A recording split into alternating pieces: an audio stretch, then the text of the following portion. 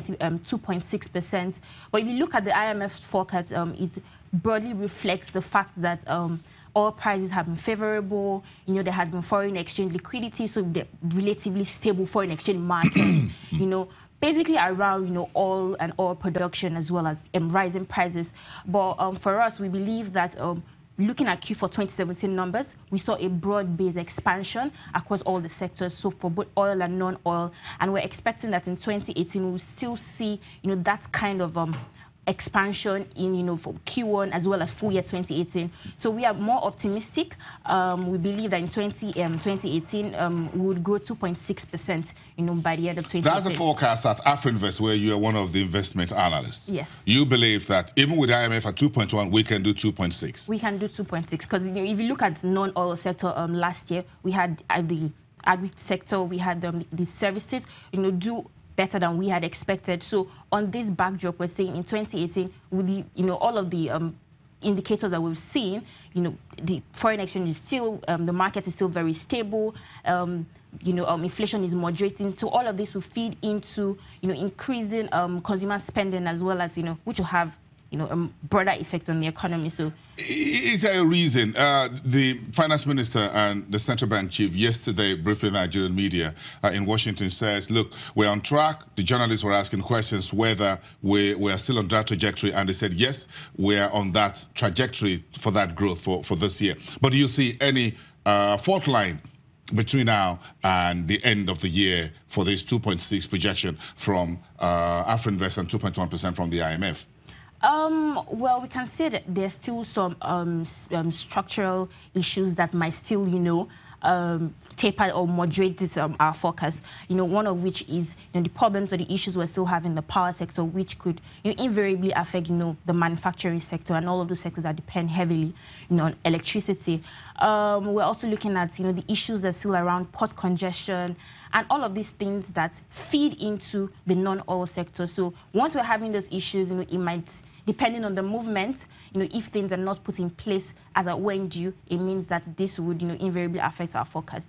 But when we look at it on the balance of play, you know, with the elections coming up and we're expecting to see more spending, in H2, we believe this will kind of like abate and, you know, and balance it up and see more private spending, you know, and then outputs will, you know, ultimately grow. Is there something in all this story, what you call the macro story, for anyone who's trading the market? Well, I would like to basically look at the equities market.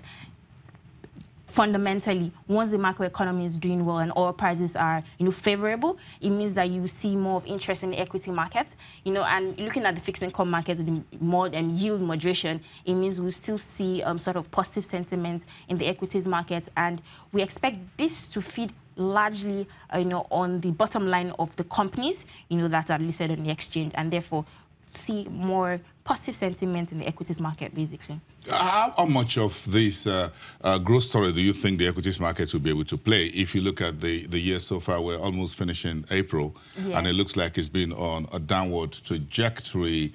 Year to date, we're not looking so fantastically sweet, 6.72% year to date. Month to date, a negative 1.66%. So the month of April, largely like March, and a little bit also like February. So we're looking at 3 months back to back in which the broader market, the NSE broader index, has been largely lackluster. Now the numbers for Q1, some folks say maybe the Q1 will lift us. We've seen GTB, you've seen Zenith now. Yeah. We have a Stanbic and BTC on the street, and you see there are non-performing loans been an issue here, even though some of them are having some right now. There are issues with the FX, with the fixed income market as to where yields is also heading. So do you think it's going to be a major rally? Last year we did north of 42%. 2.3%. We're not getting that again. Nothing good happened twice. Well, maybe. Well, you know, you can't particularly say so. You know, when I look at January 2017 versus March and then, you know, April, we look at, there was a bullish run at the beginning and the start of the year. You know, we've seen the positive sentiment from 2017. But I believe, you know, that rally, a lot of investors priced in a lot of expectations of in the full year 2017 result. So when we are expecting maybe more, you know, bullish run in when the results were released, we saw investors were taking their profit because they had priced, dividend and impressive results. So it was somewhat like a market correction, and I think that's fine. But on 6.7%, we're still fine, and we can still get better. With Q1 2018 results coming up, I expect this to buoy sentiment. If you look at market breadth that shows investor sentiment, it was positive and even did greater than the week before. So that means we're still seeing more activity in that space, and we're optimistic, we're positive that who's leading this? Who's leading this? Who's leading us as we speak? Some folks are foreign investors are holding, they zipped up their purse, as it were. It's only foreign or local investors that are major players right now in equities. Well, yes, we're seeing more domestic investors come into the market, but the foreign investor participation has moderated, but not drastically. Not totally out. Yes, not totally out. So there's a balance of pair, and I think it's good that domestic investors are coming into the markets as well. And obviously it helps to kind of moderate what you say. The foreign investors are driving our market, so at least we'll have more domestic people in the markets, and I think that's good for the market, to be honest. So how long do you think?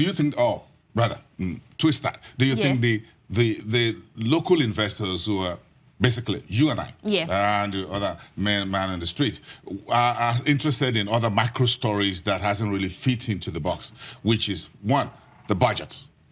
Yeah.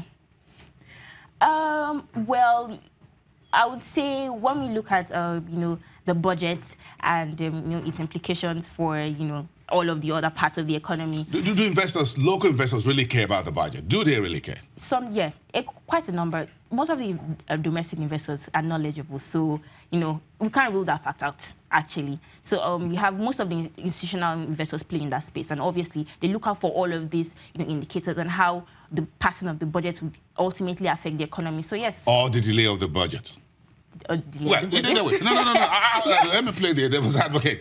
You want to say, well, the passage of the budget. Now, if it is also delayed, I think somehow it's going to feed into the corporate numbers as well. Somehow, exactly. One way or the other. Somehow. Yeah, if you look at what the passage and the delay of the budget does to the broader economy, if you look at what are the implications, it says what does it have on investor and business confidence? And when the budget is passed earlier in the year, it kind of gives a direction as to where where the spending, what activities will go on during the year.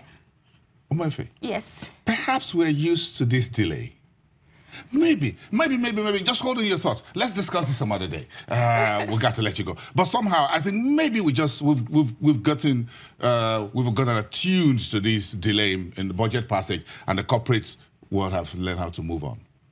Well, you can say that. Maybe. Just maybe. Thank you. Have the first handshake on the program for the week. Thank you very much.